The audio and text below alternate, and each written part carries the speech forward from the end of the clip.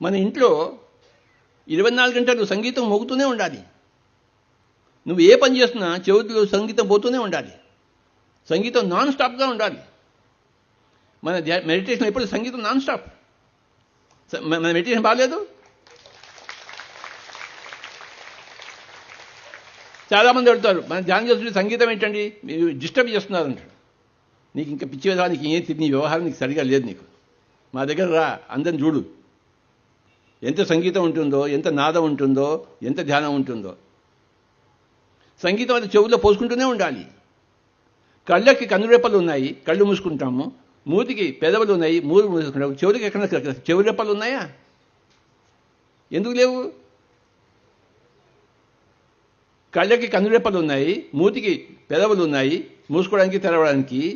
చెవులకి చెవురెప్పలు ఎందుకు లేవు? ఆ దేవుడు ఎందుకు పెట్టలేదు? దేవుడికి బుద్ధి లేదా?